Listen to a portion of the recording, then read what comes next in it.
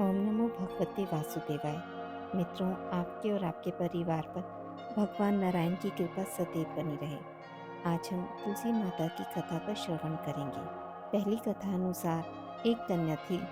जब वह थोड़ी बड़ी हुई और उसको समझ आने लगी, तब से ही वह तुलसी माता जी का पूजन करने लगी।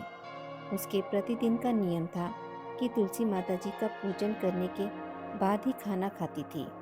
जब वह कन्या शादी के लायक हुई, तब उसके माता पिता ने उसकी शादी करवा दी।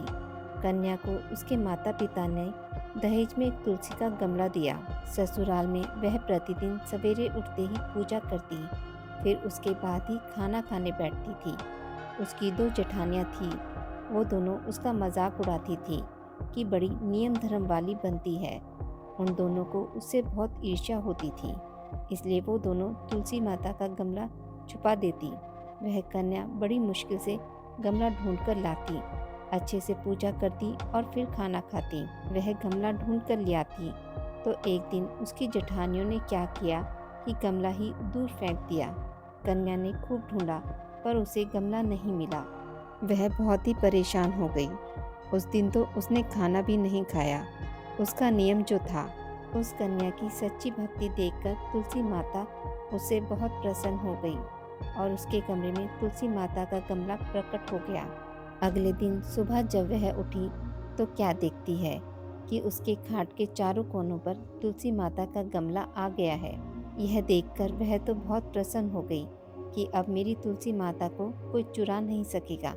पूजन करने के लिए भी कहीं और जाना नहीं पड़ेगा और कोई मेरी तुलसी माता को फेंक भी नहीं सकेगा। और वह तो जल्दी उठकर स्नान करती है और तुलसी माता का पूजन कर लेती है। जब वह खाना खाने बैठी, तो उसकी जेठानियाँ मजाक करने लगी कि लो, देवरानी का नियम धर्म तो पूरा हो गया। उससे पूछती हैं, तुलसी जी की पूजा कर ली क्या? देवरानी धीरे से बोलती है, हाँ कर ली। जेठानियाँ बोलती हैं, कहाँ से कर ली पूजा? गमला तो फेंक दिया था। देवरानी कहती है कि देख लो, मेरे कमरे में खाट पर तुलसी जी लग रही हैं। जेठानियाँ बहुत शर्मिंदा हुई और बोली कि देवरानी, तेरी भक्ति सच्ची है, हमने तुझे बहुत परेशान करा, हमें माफ़ कर दे। देवरानी उन्हें माफ़ कर देती है। दूसरी कथा अनुसार एक बुढ़िया थी। उसका तुलसी जी की पूजा करने का नित्य नियम था। बुढ़िया माई तुलसी जी को सींचती और कहती, हे तुलसी माता, सत की दाता, मैं तेरा बिड़ला सींचती हूँ। मुझे बहू दे, पीताम्बर की धोती दे, मीठा मीठा गाज दे, बैकुंठ में वास दे। चटक की चाल दे, पटक की मौत दे, चंदन का काठ दे, रानी सा साज दे, दाल भात का भोजन दे, क्यारस की मौत दे, कृष्ण जी का कांधा दे।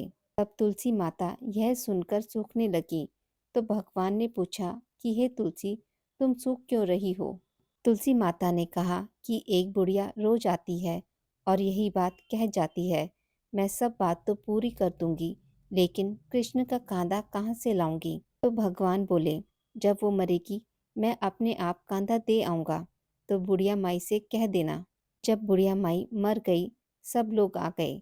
जब माई को ले जाने लगे, तो वह किसी से उठी नहीं। तब भगवान एक 12 बरस के बालक का रूप धारण करके आए। बालक ने कहा, मैं कान में एक बात कहूँगा तो बुढ़िया माई उठ जाएगी। बालक ने कान में कहा, बुढ़िया माई मन की निकाल ले, पीताम्बर की धोती ले, मीठा मीठा घास ले, बैकुंठ का वास ले, चटक की चाल ले, पटक की मौत ले, कृष्ण जी का कांधा ले। यह सुनकर बुढ़िया माई हल्की हो गई। भगवान ने कंधा दिया और बुढ़िया माई को मुक्ति मिल गई। हे तुलसी माता, जैसे बुढ़िया माई को मुक्ति दी, वैसे सबको देना। तीसरी कथा अनुसार एक ब्राह्मण था। वह प्रतिदिन मंदिर जाता था। वह प्रतिदिन तुलसी माता की पूजा करता था। वह तुलसी माता से प्रतिदिन प्रार्थना करता था, हे तुलसी महारानी, मेरे आनंद करना। तुलसी माता ने सोचा कि यह ब्राह्मण तो बहुत सीधा है और गरीब है और प्रतिदिन मेरी पूजा करता है। मैं इसके लिए कुछ ना कुछ करना चाहती हूँ। तो तुलसी महारानी एक कन्या का रूप बनाकर बैठ गई और उस ब्राह्मण को बोला कि ब्राह्मण, मैं तेरे घर आना चाहती हूँ। ब्राह्मण ने सोचा कि 6 लड़कियाँ तो मेरे पहले से ही हैं और 7 लड़कियों का मैं कैसे पालन पोषण करूँगा, लड़कियों की शादी कैसे कराऊँगा। मेरे पास तो कुछ ऐसा भी नहीं है। यह वह विचार करके वह बहुत परेशान रहने लगा। उसको तो खाना भी नहीं भा रहा था। उसकी औरत ने कहा कि क्या बात है, आजकल बहुत दुखी दुखी रहने लगे हो। तो इस पर ब्राह्मण बोला कि मैं मंदिर जाता हूँ। वहाँ पर एक छोटी सी सुंदर कन्या बैठी है और वह कहती है कि ब्राह्मण, मैं आपके घर आऊँ। उसकी पत्नी बोली कि अरे, परेशान होने की क्या बात है, आ रही है तो आने दो। ब्राह्मण बोला कि पहले से अपने 6 लड़कियां तो हैं ही, उनकी भी अपने को शादी करवानी है। तो इस पर ब्राह्मणी बोली कि अरे, ये तो कोई बात नहीं है, अपनी 6 लड़कियों की शादी करवाएंगे तो वैसे ही 7वीं की भी करवा देंगे। अपनी सातों लड़कियों की शादी साथ में करवा देंगे। अगले दिन जब ब्राह्मण मंदिर गया तो उस छोटी कन्या ने पूछा, ब्राह्मण, मैं आपके घर आऊं? तो ब्राह्मण बोला कि हाँ, चल बेटा चल। उस छोटी कन्या को ब्राह्मण अपने घर पर लेकर आ गया। तुलसी माता के कन्या के रूप में ब्राह्मण के घर आने से ब्राह्मण के घर बहुत आनंद हो गया।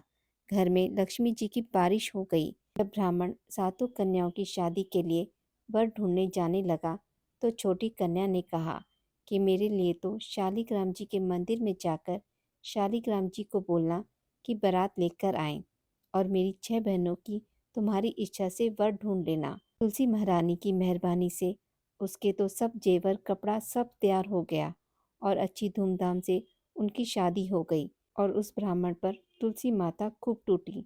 हे तुलसी माता, जैसी कृपा आपने ब्राह्मण पे की वैसी सभी पर करना। कहानी कहने वाले, सुनने वाले और हुंकारा भरने वाले पर भी करना। आज की इस वीडियो में बस इतना ही।